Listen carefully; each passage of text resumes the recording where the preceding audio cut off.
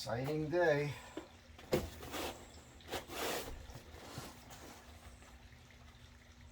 It's a 42-inch light bar for the front of the van. Somebody gave me a single row too that's going to actually fit here. The beauty of the rack system, and I did not plan this, but my rails, I use that 2x2 aluminum 1/4 inch thick for rails that go the length of the van, and they just so happen to be 42.5 inches inside to inside. Want to show off the packaging here, and it's pretty big. I mean, I placed it last night. I know it's going to work, and I just figured I'd give you guys somewhat of an unboxing of this. It's an Amazon thing. See how it works. It was not a lot of money, which is why I could afford it. Got to peel this off, obviously. It looks cool. Yeah, it looks cool. It's funny, it looks great right here. I almost wish I didn't do the rack the way I did so I could do a wider one. I think the 52 would just be bitching. And who knows, maybe I'll do that down the road. But it does come with a wiring harness. Now, and I have to talk about this for a minute.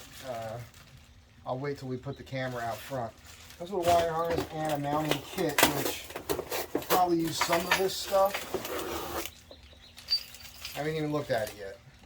I'm going to probably have to create my own washers or something between the rails of what I have up here and this light itself. Let me show you how this is going to work here.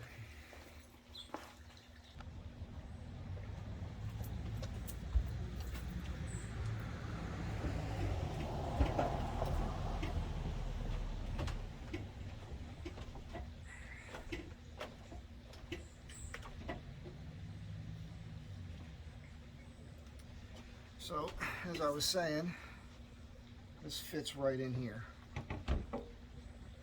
And, you know, I'll mount it so it's not... I didn't bring my tape measure.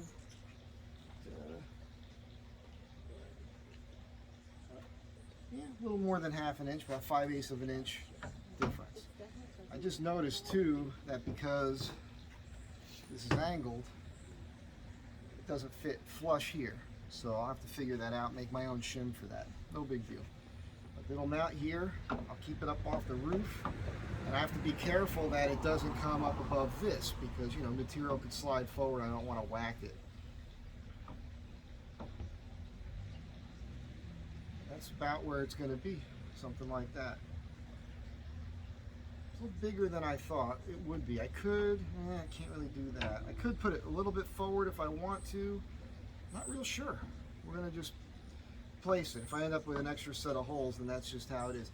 The curve does line up perfectly with the curve I added here.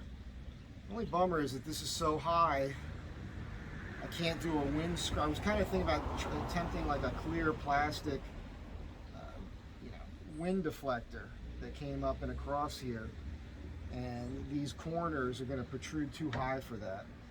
So that's just not going to work. And we'll see what happens. Right now I get zero wind noise with this rack.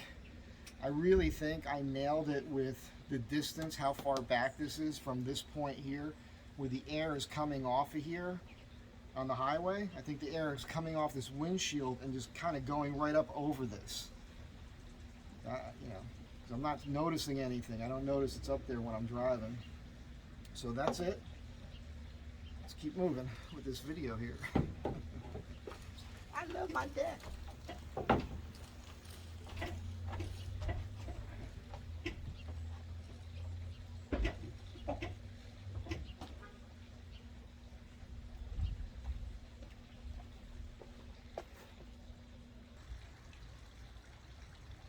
Here's another neat thing.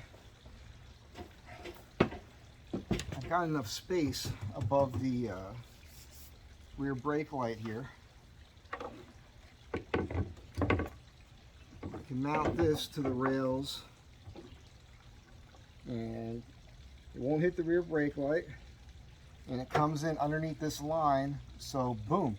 The neat thing about this is it's hidden back here, so it's not going to get much damage at all. It won't get any really from the sun or anything like that, or rain pounding on it. And the light won't have any problems shining through here. So I can direct it down a little bit. And the idea there would be when you're out in the desert and you're backing up somewhere, you know, you don't want to drive off a cliff or something. So that'll work. The next thing is the wiring, right?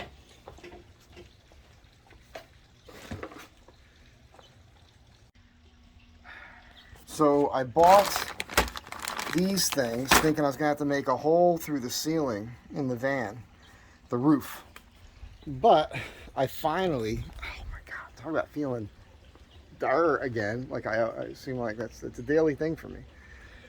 I was watching videos. What most people are doing, they're just running their wires here. Now, KC Lights makes a real nice looking rubber thing that is double stick tape and goes on here, and you can run your wires down. Of course, from here you'd have to rig it. You'd have to run it around here. You could drill a hole through this if you wanted to, but probably just run it through here and just get into the engine compartment so you can get to the battery. And I mean, obviously you're going to see it here. It's going to have to come up here and then tuck and go under. So I'm going to have to figure all that out. Another guy showed some magnets that were pretty neat. They go right to the paint here, and they've got a little, you know, you can put a zip tie through, and that's not a bad idea. The cool thing about the rack system, and I am gonna keep talking about tightening this bend up a little bit, but I've got so much room under there, I can mount side lights right to here, or the rail in the back, and it's protected from the sun. It's out of the way. Nothing's gonna hit it or knock it off. And I was thinking if I do that, I was thinking about doing this anyhow, possibly putting like a little wind deflector across here. I don't think I really need it at this point, but that's what's happening. So I'm going to go ahead and at least mount the lights now, not worry too much about the wiring, taking advantage of the June gloom that we get this time of year. Work out here on this before the sun comes out, and then get back to the box inside the door.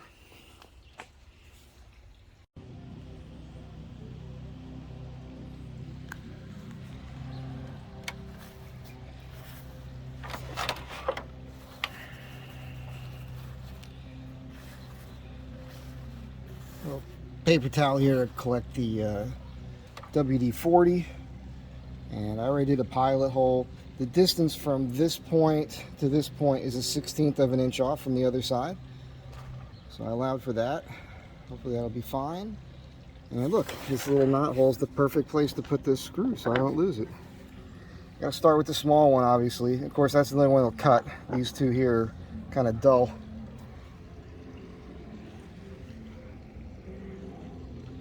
See if we can get this going here.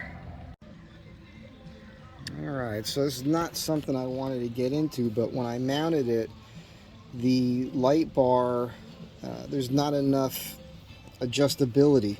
If I angle it where it's supposed to be, it hits the roof here. And for me to lift it to the point where it needs to be, that's not the line. That's 1/4 inch. That little line right there, that's the thickness of the aluminum. I need to raise the hole up enough to where it won't obviously interfere with this hole. I might move it forward a hair, but the thing is I'm going to have to cut this aluminum right here. I'm going to have to keep a 1/4 inch thickness here. I'm going to have to cut straight back a little bit, and then, you know, cut that off completely so that I can get in here. So if I was to drill a hole now to put it where it needs to be high enough, I won't be able to get a socket or anything on this bolt. There won't be enough room under here. So that's what I'm working on next.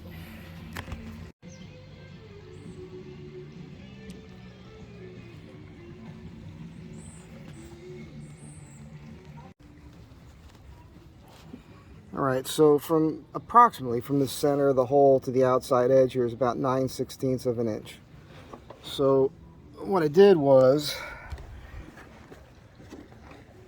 I set this at 9/16 of an inch. I laid it on here in the top, and I've got these cross points here, and I just did a little punch at the center So the idea then is that the radius, the outside circle of that, won't protrude beyond these 2 points. So I think that'll look the neatest.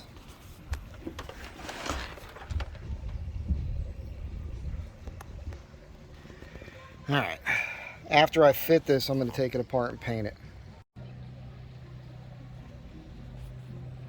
So I just measured third screw over to the rubber. It's 5.5 inches on both sides, so I know it's perfect that way. I can move it a little, which I'm not sure if that's good or not, but that's because there's just this gap here that's on an angle. So Dave, if you're watching, I might have to have you 3D print me something for that. I'm going to take it apart and paint it.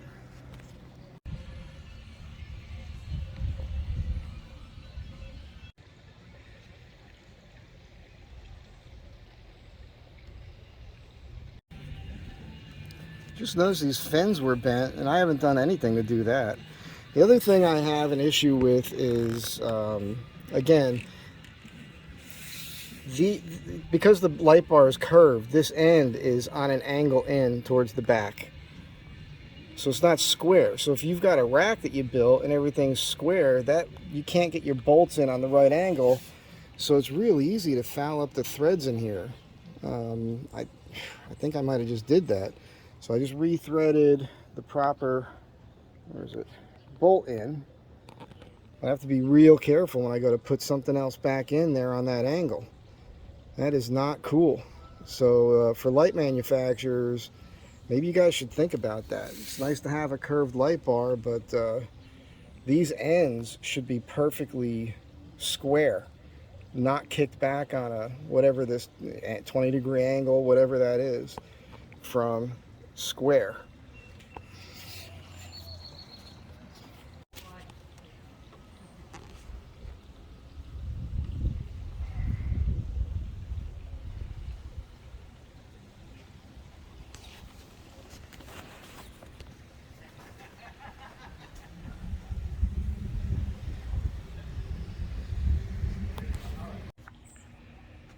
Okay, so it looks bitchin'. It's not really correct. I'm gonna have to make some wedges, some connectors, where that all mounts up, because like I mentioned, the sides are on an angle. So, and I am nervous about the threads. I did put a bolt in there and fix the threads, but that's aluminum and there's not much in it. So there's a chance I could be screwing it up, but we'll see. For now, it looks cool. Obviously not wired yet. I'm gonna decide, I think I've decided to run the wires through here and down, and I'm just gonna look for something that looks cool to make that work. Once I figure that out, it'll take a lot less time to wire that up. It took 3 hours to do that with cutting back the aluminum brackets and everything. So most people, it wouldn't take that long.